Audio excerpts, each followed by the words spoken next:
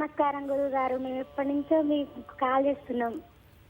మా ఆశీస్సులమ్మా, మీ కుటుంబ సభ్యులందరికీ మా ఆశీస్సులు తల్లి. ఎక్కడుంటారు మీరు? మాది మిర్యాలగూడెం. మిర్యాలగూడ, నల్గొండ డిస్ట్రిక్ట్ మిర్యాలగూడ. మిర్యాలగూడెం గురుగారు. మిర్యాలగూడ అని ఎందుకమ్మా పేరు వచ్చింది, తెలుసా మీకేమైనా? నాకు తెలియదు గురుగారు. సరే తెలుసుకొని ఎప్పుడైనా చెప్పండి. మా అమ్మాయికి మ్యారేజ్ చేద్దాం అనుకుంటున్నాం గురుగారు. 2 years నుంచి చూస్తున్నాం కానీ చూస్తున్నారు పోతున్నారు కానీ.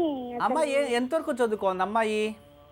బి ఫార్మసీ చదువుకుంది గురుగారు, కానీ అన్ని సబ్జెక్టులు కూడా పోతున్నాయి ఆమె అసలుకి ఈ ఇయర్లో. కాదమ్మా, బి ఫార్మసీ కంప్లీట్ చేసిన తర్వాత మీరు పెళ్లి చేస్తే బాగుంటుంది. పెళ్లికి ముందే సబ్జెక్టులు పోతున్నాయంటే పెళ్ళైన తర్వాత ఇంక చదువుతుందా? అంటే ఇయర్ అయిపోయింది గురుగారు, ఉన్నాయి కానీ బ్యాక్లాగ్స్ ఉన్నాయి అలాగే.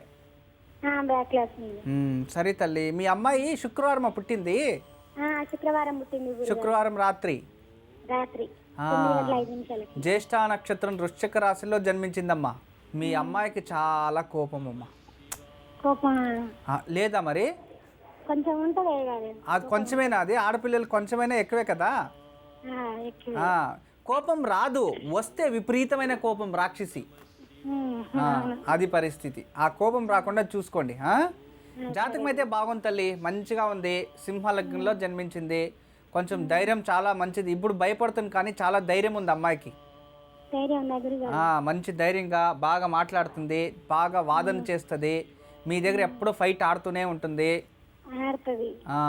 సరే తల్లి, జన్మజాతకం అయితే బాగుంది. ఈ అక్టోబర్లో పెళ్లి సంబంధం వచ్చేస్తుందమ్మా.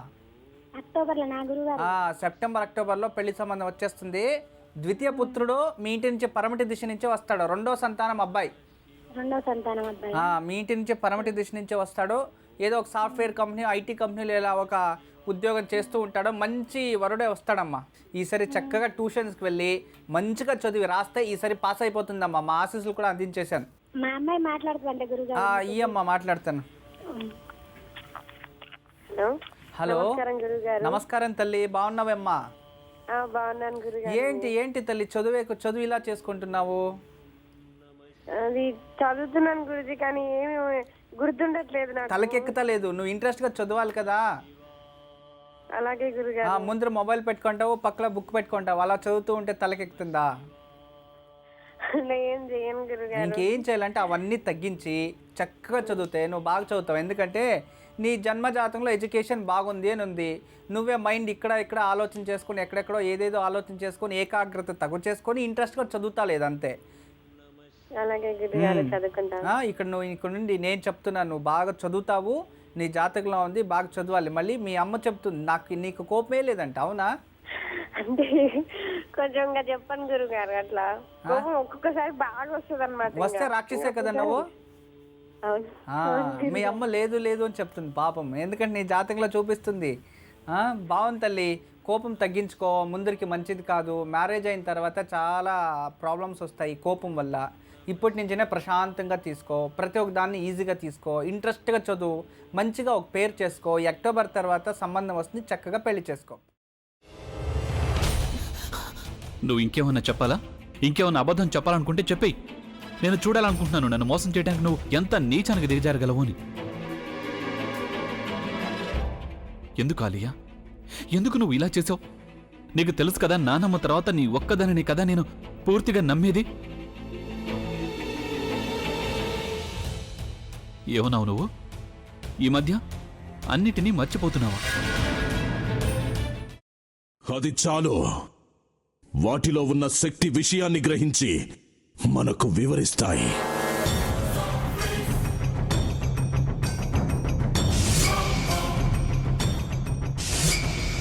ఎవరు ఆ దండ విప్పొద్దు, గది తలుపులు తెరవద్దు.